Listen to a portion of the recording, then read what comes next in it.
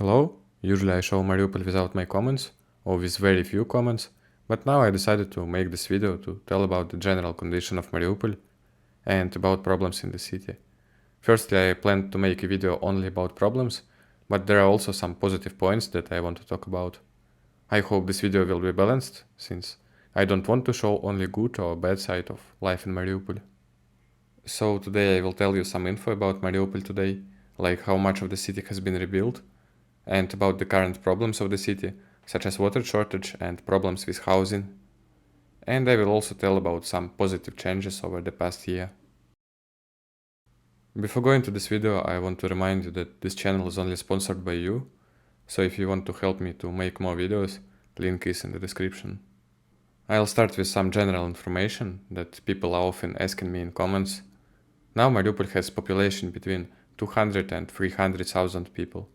City feels alive, and there are much more people on streets than 2 years ago, when I started to make videos. If you will watch my old videos, you can notice that there are very few people.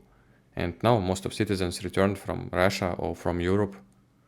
And this is especially noticeable in the early morning or in areas that have been completely destroyed, because in 2023 many places were dead, and now there are shops, cafes, supermarkets, and people walking there like nothing happened. Also, there are many people of my age, so city definitely has the future. And only people who live in there can understand this difference between Mariupol in 2023 and Mariupol now. Also, Mariupol is peaceful. For many people who watching me, it's a surprise, but yes, there are no bombings and no explosions. Now the most interesting question for everyone: was Mariupol completely rebuilt? And the answer is still no. On the one hand, every big apartment building was touched by the reconstruction. In some, reconstruction is ongoing, in some only windows were replaced, but most of apartment buildings were already completed, both damaged and undamaged ones. It's no way to find damaged apartment building that is in the same condition as it was in 2022. Russia overhauled many of them completely. Here you can see my district, where almost every building was repaired, updated and painted. But on the other hand, Mariupol has sectors with private housing. Most of these private areas are still in ruins. There were some cases when city administration helped the owners of their houses with money and materials, but in most cases people who live there have to do the repairs themselves. And of course some people there left or died during fightings. So almost every area with private houses looks apocalyptic. City government admits a problem, but I still can't see any significant progress here. Also, some infrastructure and commercial objects are still destroyed. So it's hard to estimate how much of the city has been rebuilt. If you are speaking about sectors with apartment buildings, which is most of Mariupol, I would say 70 or 80%. But in sector with private housing, probably 20 or 30%. I also want to say about the problem with low quality repair. There are many cases when recently renovated buildings have different problems. Cracks in walls, leaking sewage, etc. Sometimes workers are disappearing when work is half finished. Again, there is no way to estimate how many buildings have these problems. I can only say that there are not many. This happens because hundreds of private companies are responsible for the reconstruction, and most of them do a good job, but some aren't. There are dozens of cases when such problems were solved after people published information about them or sent appeals to the city administration, but there are also dozens of places where problems remain. But there is a big chance that in a year or two, all of these problems will be solved. The big problem is water shortage. The Starokrimskoye reservoir that supplies Mariupol is running out of water. From March 3rd, water supply is limited to 6 hours a day. Fortunately, usually the schedule is not followed, and we have water for more than 6 hours, sometimes even full day, but it's still a big problem. And the city administration is going to solve this problem by connecting Starokrimskoye reservoir to another reservoir, Pavlopolskoye. By the way, recently I've seen some works on upgrading plumbing between Starokrimskoye reservoir and the city. The biggest problem in Mariupol is that many people whose homes were destroyed during fighting have not received compensational housing. Many new apartment buildings are compensational, and the housing there was given to people who lost their homes. But despite many people got an apartment there, some were offered only money, which is not enough to buy an apartment, or someone didn't get anything. There are hundreds or even few thousands of such people. City administration is promising to give every one of them an apartment, but so far I can't see any progress. However, there are rumors that some of compensational apartments were given to relatives of the city administration.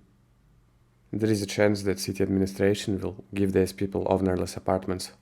There is a database of apartments which owners didn't confirm their ownership, and there are enough of housing of people who died during fightings or who left to Europe and don't want to return. And this feels right for me because they had almost 3 years to confirm their right for their property, and if someone decided to stay in Europe, it means they will not return to Mariupol. And at the same time, dozens of buildings for sale are being constructed in Mariupol. And the prices aren't affordable for locals. You can only buy an apartment on a mortgage for 30 years. The worst thing is that often they are being built on the places of destroyed buildings, and residents of them receive nothing. Many citizens like these buildings because they are making Mariupol beautiful, and many don't like because they are not for local residents. Another problem is stray dogs. There are a lot of them, they formed packs, and sometimes they attack people. Sometimes packs consist of 10 dogs or even more. Dogs are especially active at night, but I have friends who have been bitten in the morning. This problem remains since 2022, and only a month ago, city administration started to do something. And a week ago, mayor promised to organize homeless dog center to keep them off the streets. He said that it will take around 4 months to complete. Of course, there are more problems, but they are much less significant. Few words about local administration. Both DPR and Mariupol city governments are very corrupt. There are many reasons for this, like some officials used to steal money when they were under Ukraine or in independent DPR, and in the first year it was easy to steal Russian money because of poor organization.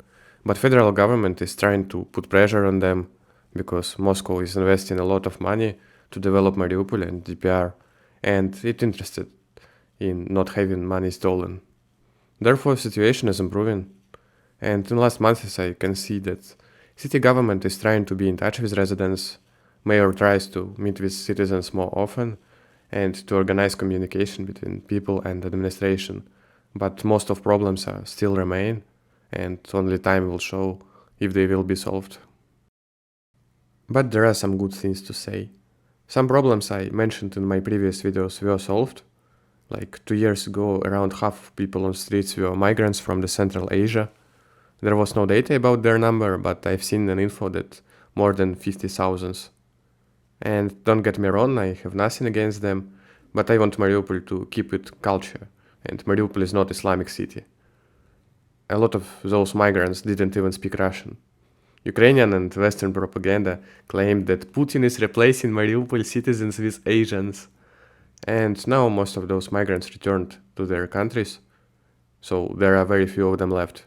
Mariupol is a Slavic city again. I think now it's a good moment to say my opinion about Russian colonization of Mariupol, because many people are asking me about this. There are many comments about replacing local citizens, mostly from people who can't point Mariupol on a map. Anyway, a year ago I made a video about it, and situation didn't really change. There are still not many people who moved from Russia, and most of citizens are just local who stayed in Mariupol all the way, or who returned from Russia or from Europe. Of course, in the future a lot of Russians will move here, but I honestly don't know anyone who don't like it. Firstly, people who were born in Mariupol are still majority. There are hundreds of thousands of them, and it's not possible to replace so many people even with like 50,000 of Russian. Secondly, there is no difference, and the only way to distinguish a local resident from a person who moved from the mainland Russia is to ask him. And like all Mariupol residents, I prefer to see people from mainland Russia and not guys who want us to change our language, our history and culture.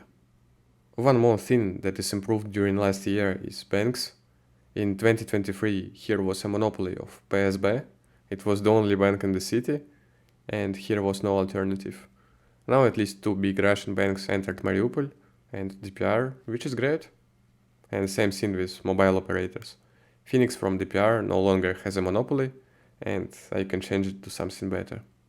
Now to make a conclusion, I don't want anyone to believe that Mariupol is a paradise and life here is perfect. I'm making videos to show the reality, not propaganda. Also, one of the reasons I'm doing this is to counter Western and Ukrainian propaganda, which says that half of the city are homeless, all citizens replaced with Russians, city is still in ruins, etc. While in the reality Mariupol is alive, it's survived, and all of problems I mentioned in this video are nothing compared to situation 2 years ago. After all, the war is not over, and the fact that Mariupol is already revived from ashes is amazing. With Russia, city has very good chances for a bright future, but at the same time many people believe that Mariupol is a perfect place to live, but no, it isn't. Anyway, I think that a few years later it will be possible to say that Mariupol is one of the best cities in the south of Russia. I hope this video was interesting for you. Thanks for watching.